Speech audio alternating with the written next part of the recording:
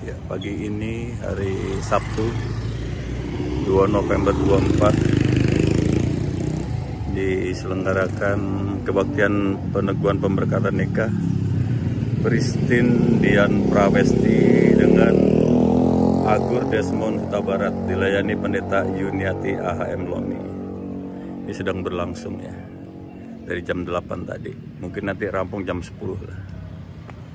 Ini GKSB Tanjung Karang dari posisi Jalan Sultan Syahrir.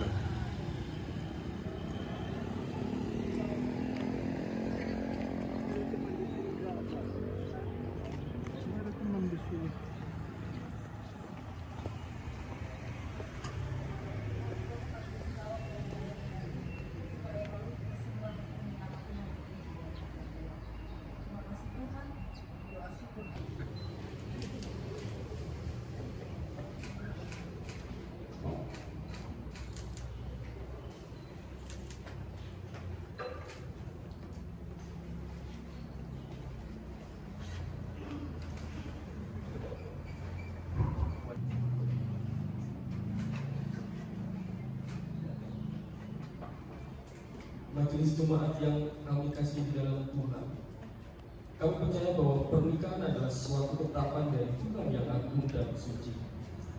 Kami menyerahkan putra-putri kami, Christine Dian Prawesti dan Agur Desmond Huta Barat, pada gereja Tuhan di sini untuk menerima peneguhan dan pemberkatan nikah di dalam nama Tuhan Yesus Kristus melalui majelis jemaat di sini. Bapak Ibu dan keluarga mempelai yang kami kasihi di dalam Tuhan, atas nama gereja Tuhan di sini, saya menyambut dan menerima mempelai ini dengan penuh syukur dan sukacita. Bersama-sama dengan jemaat di sini, kita hantarkan mempelai ini kepada Tuhan melalui kebaktian peneguhan dan pemberkatan.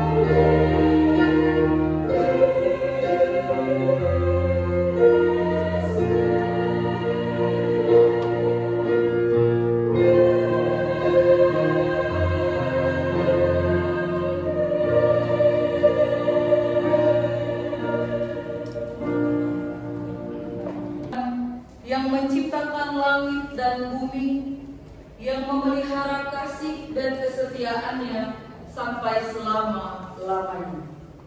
Terimalah salam. Kasih karunia dan damai sejahtera dari Allah Bapa, Putra, dan Roh Kudus menyertai saudara sekalian. Amin.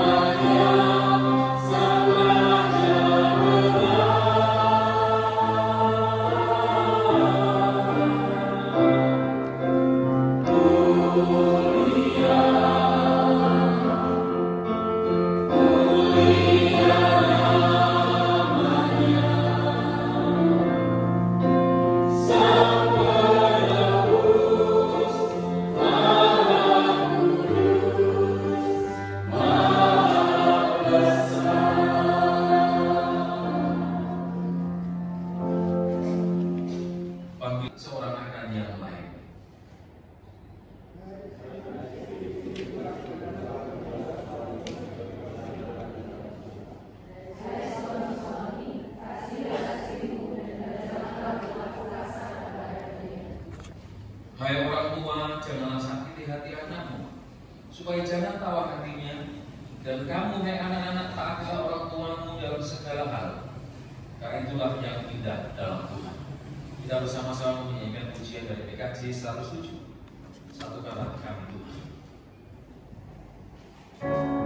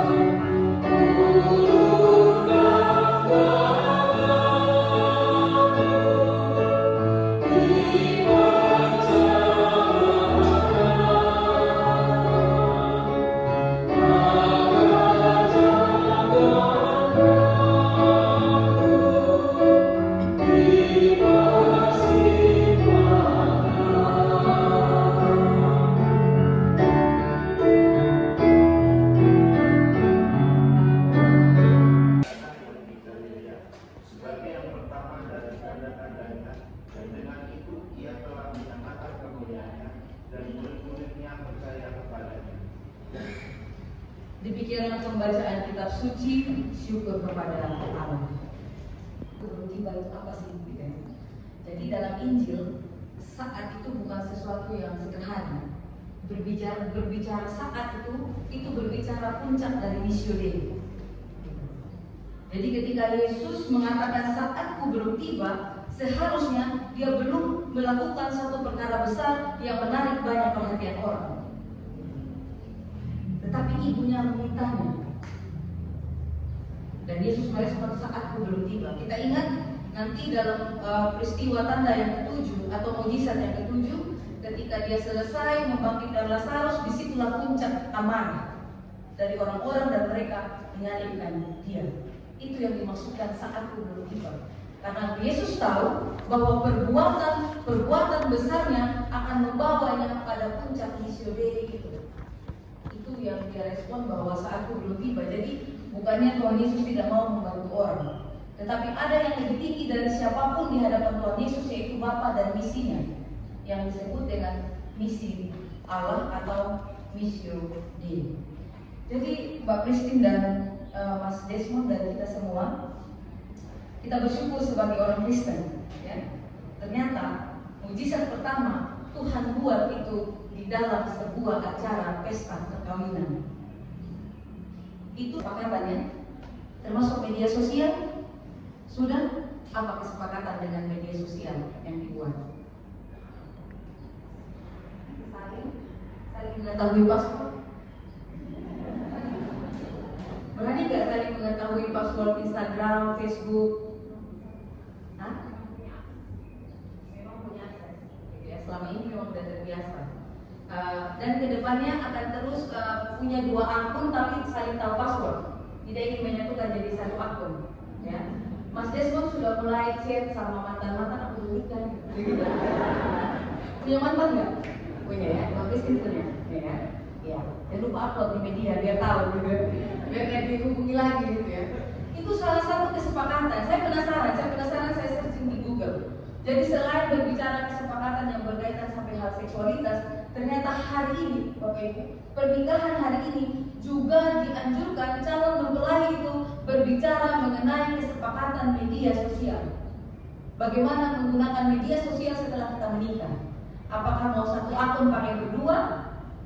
Ataukah mau dua akun tapi sama-sama tahu password gitu, ataukah kita mau janjian nggak boleh selalu main, apalagi ketika pasangan sudah tidur yang satu jangan kasih chattingan gitu ya gitu. Apakah itu sudah disepakati? Nah ternyata sekarang itu menjadi nasihat-nasihat di dalam pranikah. Jadi di dunia digital ini media sosial itu sudah masuk menjadi isu di dalam kehidupan rumah tangga. Semangatnya sama istri, karena kalau cinta nanti bisa salah juga. Semangatnya sama istri itu ya, gairahnya kepada istri saat kapan, semangatnya kepada istri saat lagi malas sama istri saat kapan? Waktu capek ya, waktu capek malah malas lihat istri. Kalau Mas Desmond waktu capek maunya Mbak Christine gimana? Malah dirangkul, malah pengen dirangkul gitu ya. Itu bau tabara, itu gaya kasih sayang saat itu. Kalau lagi lelah, malah pengen jadi sandal lagi ya. Malah pengen berdua, malah nggak mau diganggu sama bapak ibu. Kalau lagi capek, ya kan? Karena pasti Mbak Christine yang paling tahu emosinya. Itu Pak, itu kehidupan modern sekarang, gitu ya. Jadi Bu Edi sudah berapa tahun menikah? 37. Sama ya, di atas 30 semua dan langgeng sampai hari ini. Padahal tadi mengakui bahwa ada fluktuasi, tidak stabil terus. Jadi memang hasil penelitian itu betul. Di dalam pesta perkawinan di Kana, ya, di dalam pesta perkawinan di Kana ada satu pengakuan. Jadi kalau yang namanya yang namanya pemimpin pesta, dia biasanya tamu yang dipilih. Mungkin kalau zaman sekarang itu ketua panitia. Tapi kalau zaman sekarang ketua panitia itu bertanggung jawab dikonsumsi ya. Kalau ini enggak, dia memang seperti orang yang tamu yang dipilih untuk sebagai pembawa acara. Mungkin MC. Jadi MC-nya kan saya pendetanya udah datang belum? Menunya udah siap belum supaya kita bisa melangkah ke acara selanjutnya. Jadi si pemimpin pesta ini dia tidak tahu apa dinamika yang terjadi di belakang. Yang tahu bahwa tuan pesta itu kekurangan anggur, itu adalah para pelayan, Yesus dan ibunya. Nah, kalau sampai anggur itu habis dan tamu itu tidak dapat, yang bertanggung jawab adalah mempelai pria. Kalau dalam budaya Jawa, nikahnya di mempelai wanita. Kalau Batak, nikahnya di mempelai pria atau wanita, atau sama-sama pria ya, karena punya adat kan. Biasanya udah pindah dulu. Ya, berbicara sesuatu yang sangat tidak mudah, Pak Presiden dan Mas Desmond.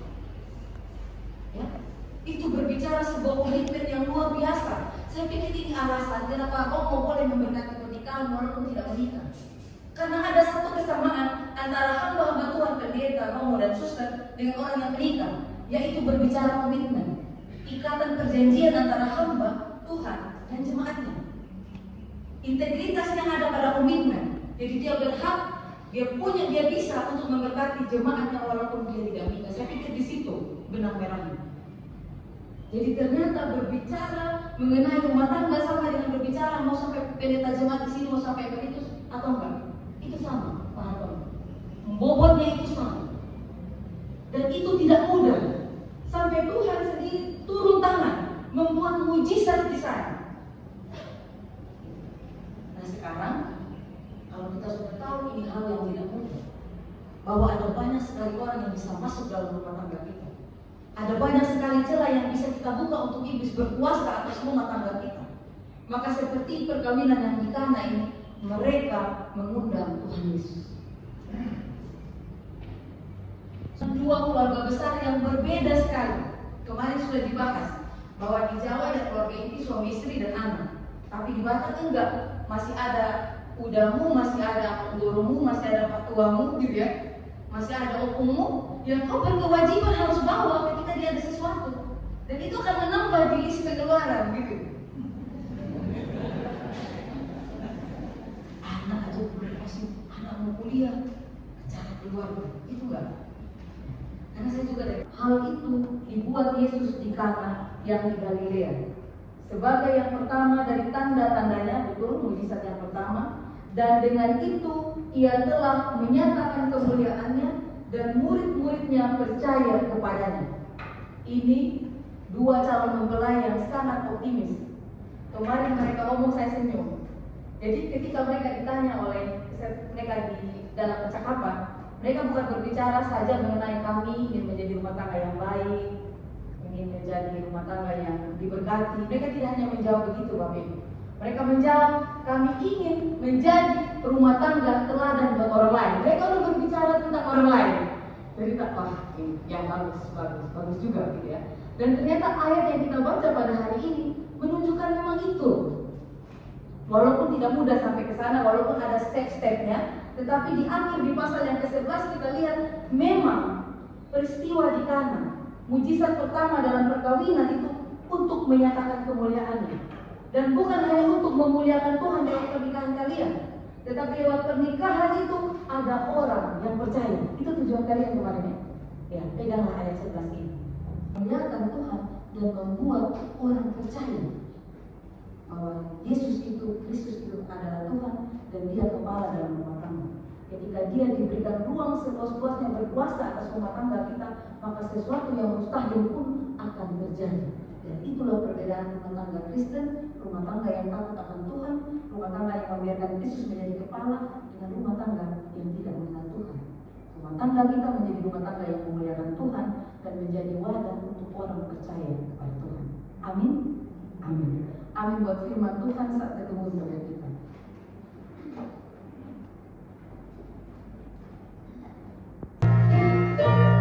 Thank you.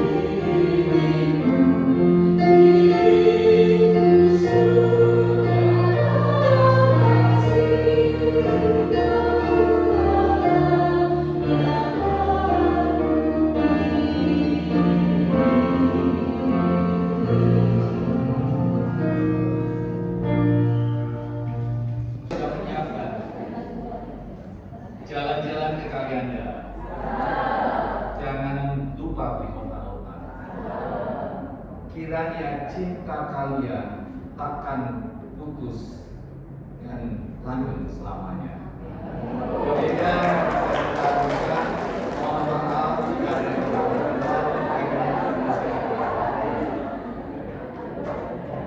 selamat pagi, shalom. Itu namanya cium kudus. Ya, jadi silakan maju dulu. Maaf ya.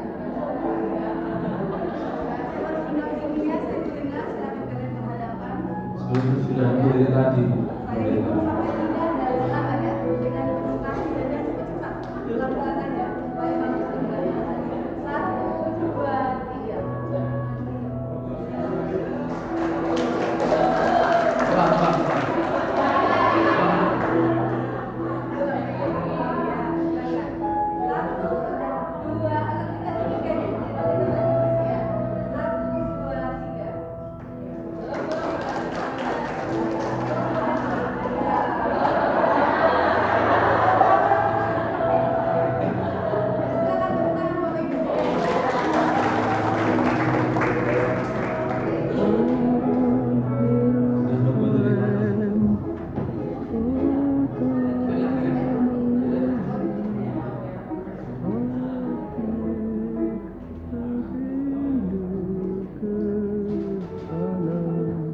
Dimaksud lainnya adalah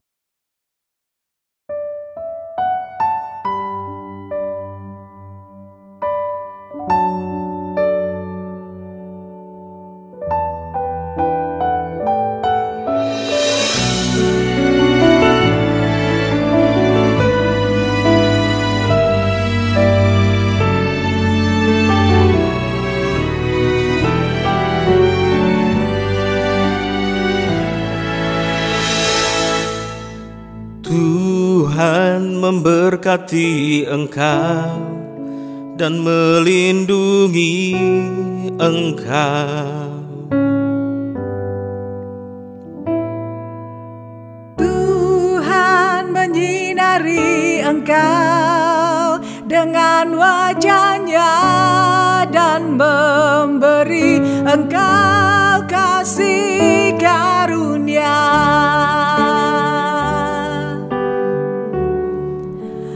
Tuhan menghadapkan wajah-Nya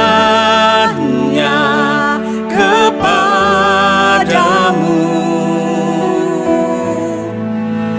dan memberi engkau damai dan sejahtera.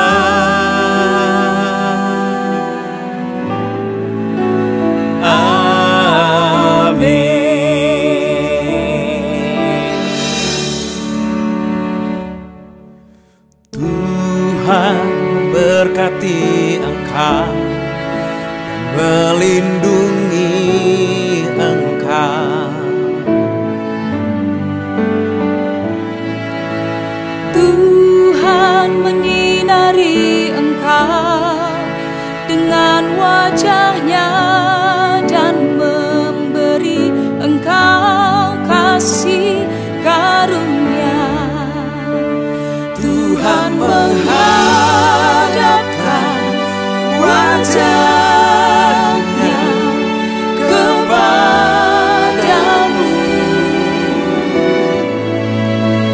dan memberi engkau damai dan sejahtera.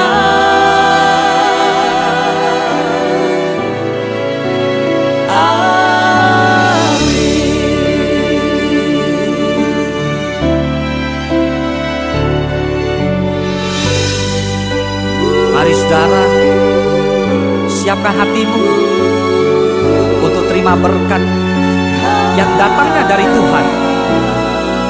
Arahkan hatimu hanya kepada Dia. Terimalah berkat dari Allah Bapa, Putra, dan Roh Kudus.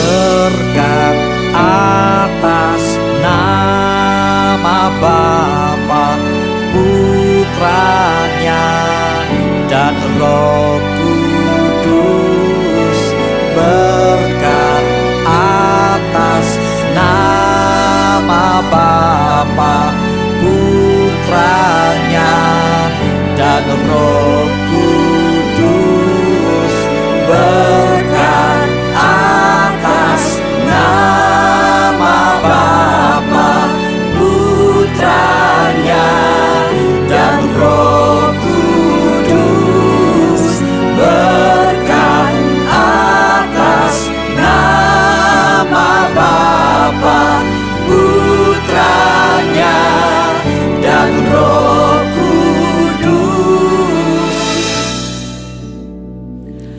Amin.